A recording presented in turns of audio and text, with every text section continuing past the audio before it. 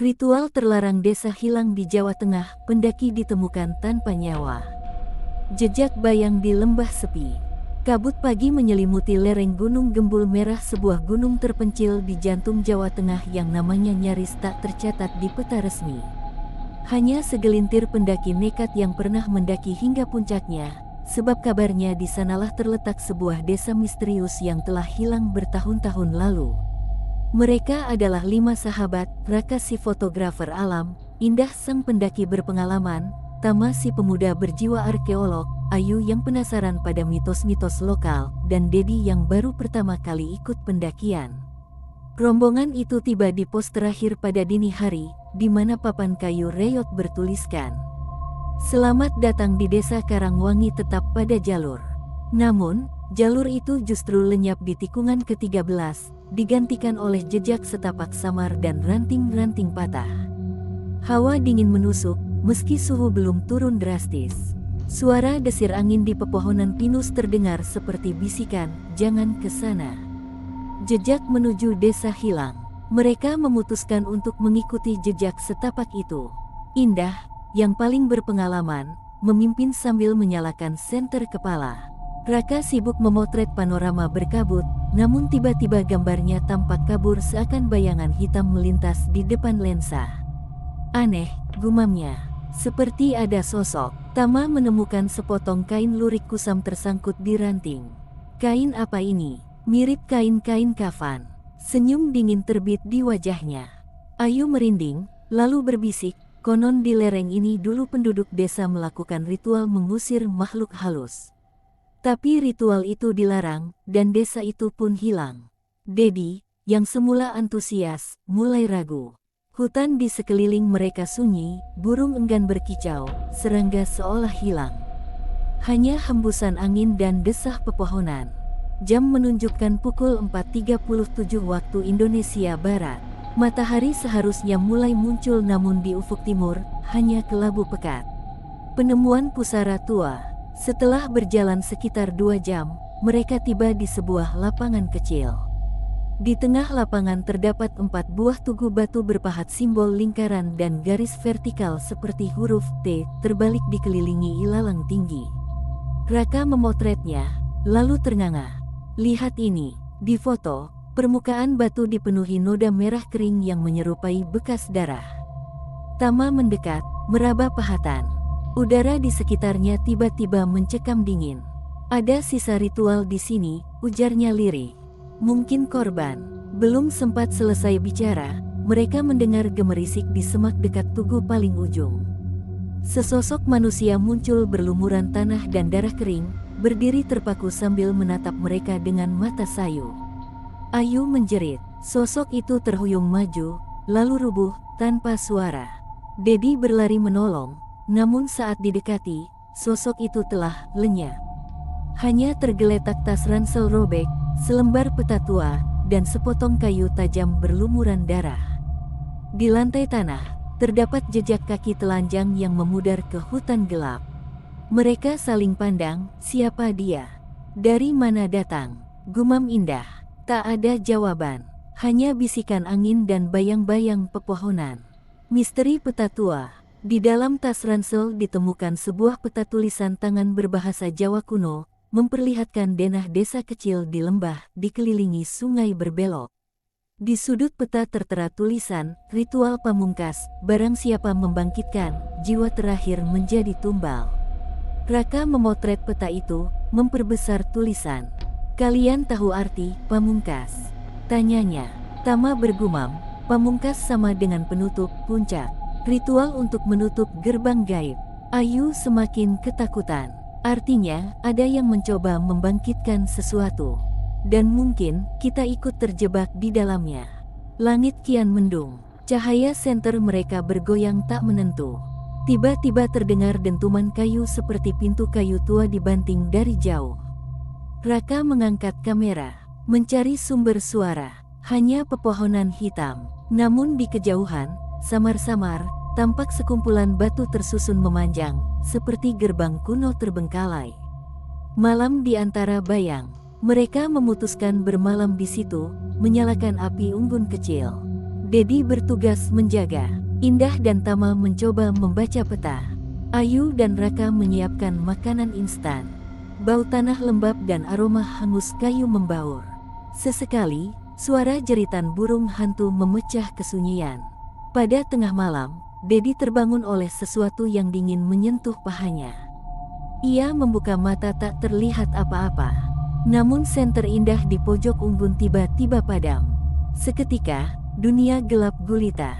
Jeritan Dedi menggema. Api unggun meredup. Indah menyalakan senter lagi, menatap Dedi yang mematung, kedua bola matanya putih, tak bernyawa.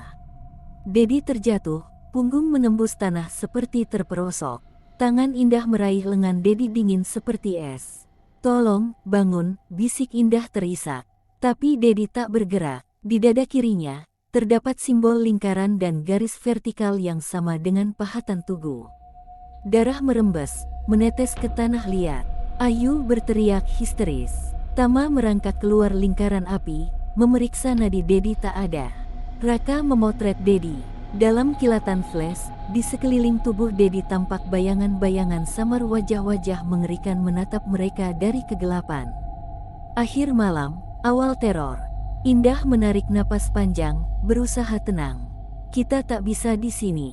Ini jebakan." Mereka mematikan senter lain, hanya api unggun redup tersisa.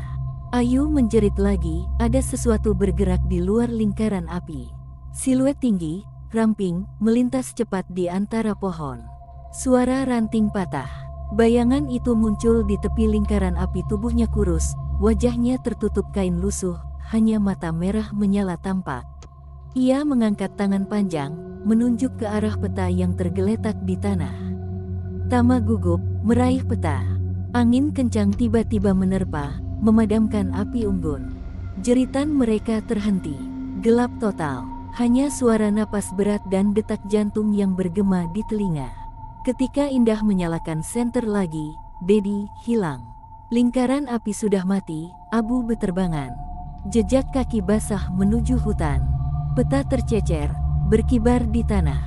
Dan di peta, sebuah titik baru muncul, titik merah yang berdenyut seakan mengundang. Indah menatap peta, wajahnya pucat. "Itu, Desa Karangwangi. Kita tak punya pilihan." Mereka pun melangkah ke dalam kegelapan, mengikuti jejak kaki Dedi, menuju desa hilang yang memanggil dengan janji maut. Bayang di balik gerbang. Kabut di lereng Gunung Gembul Merah kian menebal, seolah menutupi jejak kaki Dedi yang hilang. Indah menggenggam peta usang, titik merah yang berdenyut di lembah Karangwangi memancarkan aura dingin. Raka menyalakan senter, tapi cahaya putihnya tampak pecah kala menembus kabut seperti menyingkap lapisan dunia lain. Menyusuri jalan sunyi, mereka berjalan terlatih mengikuti jejak kaki basah, dedaunan basah menempel di sepatu. Suara ranting patah di kejauhan membuat jantung berdegup. Ayu terisak, "Kak Indah, apa Dedi masih hidup?" Indah menatap peta, bibirnya bergetar. "Kalau dia masih di sini, kita harus temukan sebelum ritual puncak dimulai." Tama mengamati peta. Gerbang desa ini di ujung lembah, dekat sungai berbelok. Kita harus menyeberang. Rombongan menuruni lereng curam, angin dingin menusuk tulang. Sesekali, mereka mendengar tarikan napas berat tapi tak ada apapun di depan senter. Gerbang batu patah. Setelah hampir 1 jam, mereka tiba di gerbang batu, 2 pilar tinggi retak, pahatan lingkaran dan garis vertikal terukir di atasnya. Di lantainya, simbol kafan yang sama terlukis dengan darah kering. Raka memotret, setiap goresan seakan berdenyut di foto hitam putihnya. Tama berkata pelan, "Ini gerbang ritual. Konon, saat bulan purnama, makhluk di balik gerbang akan bangkit." Ayu menggigil. "Bulan purnama? Kita tak tahu jadwalnya." Indah mengangkat handphone, layar berkedip, tanggal 3 Mei tahun 2025, pukul 3.47 waktu Indonesia Barat. Bulan purnama memang tepat malam ini. Mereka sadar, waktu hampir habis. Bayang-bayang mengintai. Melewati gerbang, suasana berubah. Udara kental, suara detak jantung seakan bergema. Di kejauhan, cahaya hijau samar muncul di antara reruntuhan rumah adat Desa Karangwangi. Bangunan reot, atapnya ambruk, namun di tengahnya tampak altar batu dikelilingi 12 tiang kayu yang tersusun melingkar. Tama mengerutkan alis. Jumlah tiang melambangkan bulan dan jam. Indah menatap Ayu, mereka akan menyalakan lilin pada tiap tiang, menyelesaikan lingkaran ritual. Raka memotong, dan Dedi. Mereka menoleh ke tumpukan kayu di dekat altar. Tas Dedi tergeletak, pintu ranselnya terbuka, peta robek sebagian. Ayu merangkak mendekat, mengambil selembar peta yang tergeletak. Di ujungnya, tulisan Jawa kuno. Tumbal jiwa di tiang terakhir, maka gerbang abadi akan terbuka. Mereka sadar, Dedi adalah tumbal itu. Dan waktu TikTok semakin cepat. Pengejaran di antara pilar, langkah kaki berat menggema. Bayang hitam melintas di antara tiang. Sosok kurus berkain lusuh mata merah menyala muncul di belakang mereka. Indah menjerit, lari. Mereka berhambur, menabrak tiang satu persatu. Pilar kayu retak saat tangan-tangan gaib mencoba mencengkram. Raka terjatuh, kameranya pecah. Cahaya senter padam. Dalam gelap, ia meraba sesuatu. Tangan Dedi yang dingin membeku. "Dedi!" teriak Raka. Sosok Dedi wajahnya kini keriput, mata putih menggenggam tangan Raka, menuntunnya ke altar. Tama dan Ayu menarik Raka, memaksa lepas. Sosok makhluk itu meringkik, suaranya seperti deru angin di lubang kubur.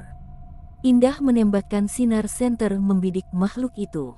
Cahaya memantulkan kain lusuhnya, menyingkap ukiran tanda di dadanya, simbol pamungkas.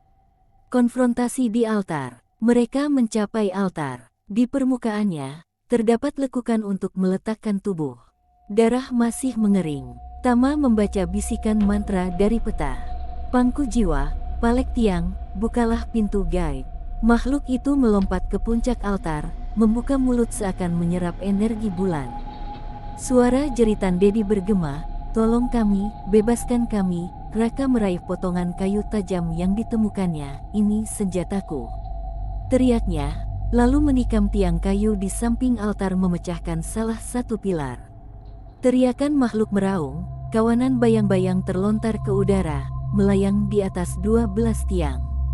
Tiap kali pilar patah, bayang-bayang terpecah, menjerit tersiksa.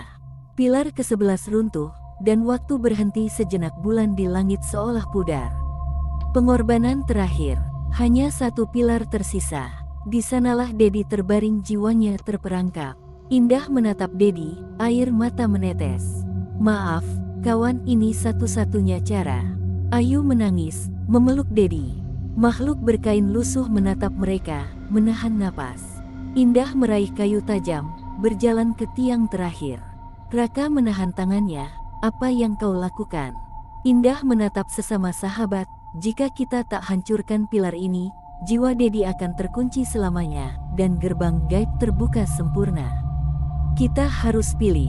Ia menoleh pada Ayu dan Tama, mata mereka penuh ketakutan tapi mengangguk. Dengan napas tertahan, Indah menebas pilar. Kayu terbelah, api biru gaib membumbung.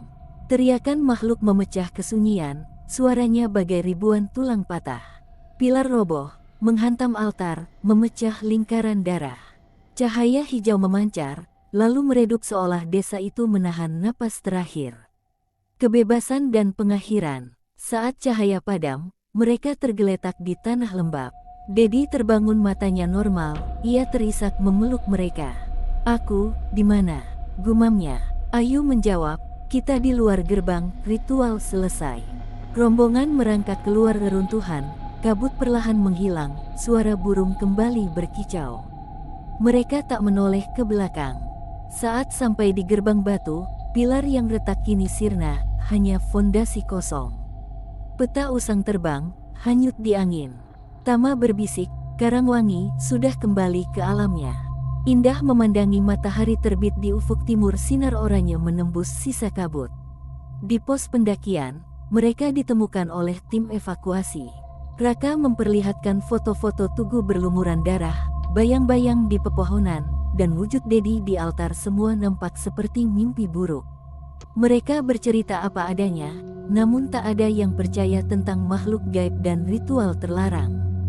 Hanya sepotong kain kafan yang mereka bawa sebagai bukti tercemar darah kering dan pasir gunung. Beberapa minggu kemudian, cerita mereka tersebar di internet sebagai mitos pendaki hilang. Desa Karangwangi kembali hilang dari peta bak diselimuti kabut waktu.